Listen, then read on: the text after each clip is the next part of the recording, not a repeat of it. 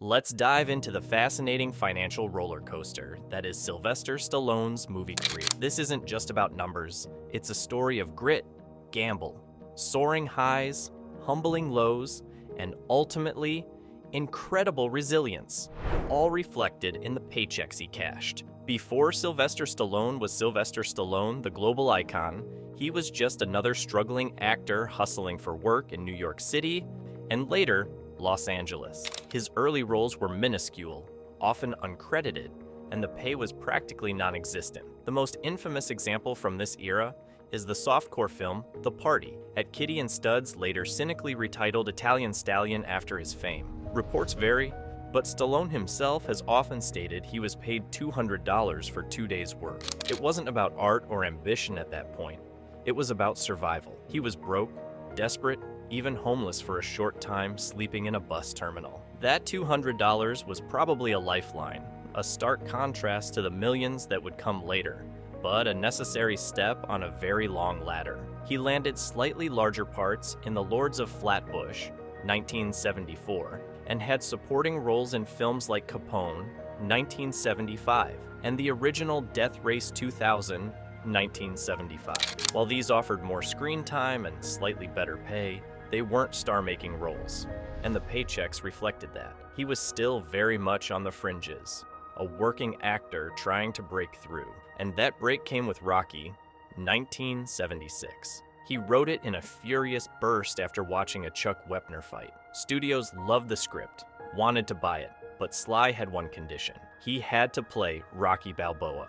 They offered him increasingly larger sums just for the script. $350,000 a fortune for him then. He refused. Finally, United Artists agreed, but on their terms. The budget was $1 million, and his salary to both write and star, a reported $360 a week for the acting, plus a small amount for the script rights up front. The real fight wasn't in the ring, it was for a piece of the back end, a share of the profits. He fought hard for it, and while the studio structure meant the net profits took a long time to materialize, Rocky was a global phenomenon. It grossed over $225 million worldwide. Estimates vary, but he likely earned $5 million from Rocky's initial success, launching him into a completely different financial stratosphere. Instantly, after Rocky, Stallone's price tag soared for FIST 1978 and Paradise Alley.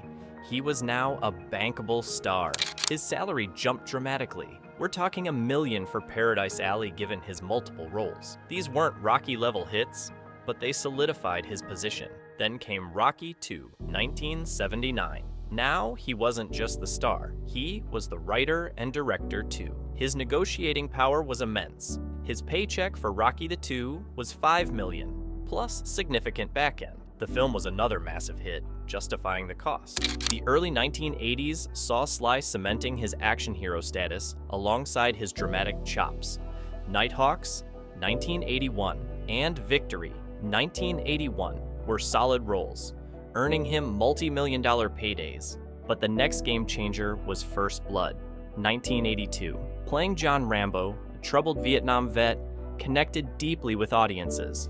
This film, leaner and meaner than the Rocky sequels, was a critical and commercial success. His payday for First Blood was definitely in the multi-million-dollar range. This era, the mid to late 1980s, was his peak earning period on a per-movie basis. Rocky III, 1982, and Rocky IV, 1985, were enormous blockbusters. Rambo, First Blood, Part 2, 1985, and Rambo III, 1988, were global action juggernauts. For these films, Stallone commanded salaries that were astronomical for the time. Reports from this era place his per-movie fee anywhere from $10 million to a staggering $20 million and more, plus substantial cuts of the gross box office receipts.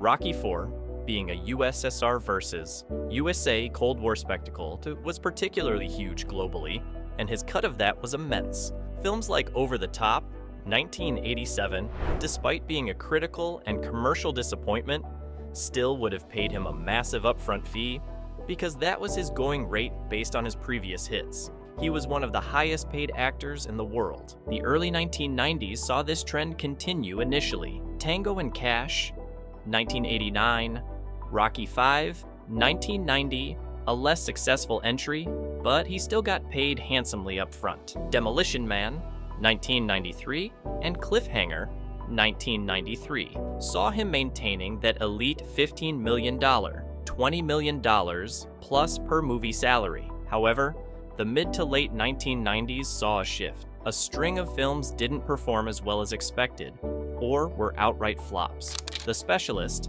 1994, was okay, but then came Judge Dredd, 1995. Assassins, 1995. Daylight, 1996.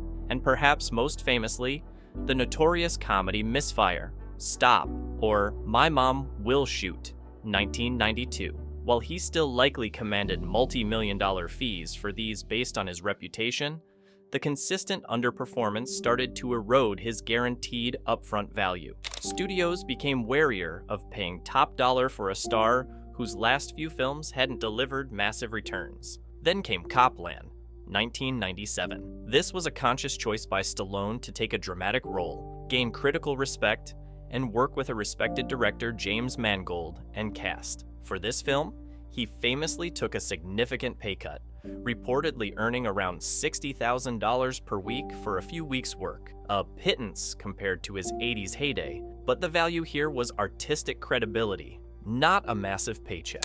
It was a smart move for his career long-term, proving he was more than just an action figure. The late 90s and early 2000s continued to be a mixed bag financially. Films like Get Carter, 2000, Driven, 2001, and Avenging Angelo, 2002, were smaller, less successful projects. But Sly wasn't done.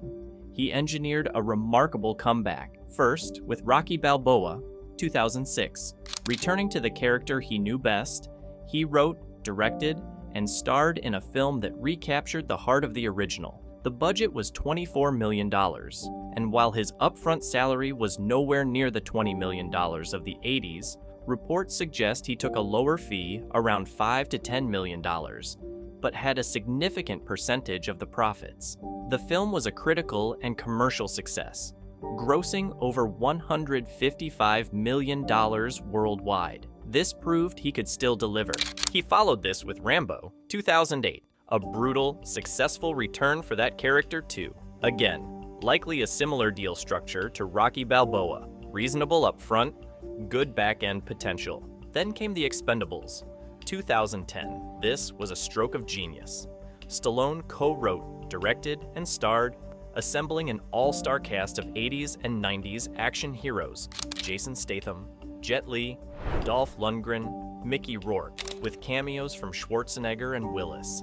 He received a solid upfront fee, plus a significant back-end percentage as producer-director star. The film was a huge hit, launching a successful franchise. The Expendables 2, 2012, and The Expendables 3, 2014, continued this pattern, providing him with substantial paychecks and profit cuts, even if the third one underperformed slightly. In recent years, his career has continued to evolve. He returned to the Rocky universe not as the lead, but as the mentor in the critically acclaimed Creed, 2015, and Creed 2, 2018. For these, his role was supporting, albeit crucial. His pay was around $5 to $10 million per film, potentially with some profit participation, especially given his connection to the franchise's origins. He was nominated for an Oscar for Creed, adding another layer of value beyond just the money. He also embraced smaller roles and cameos in big franchises.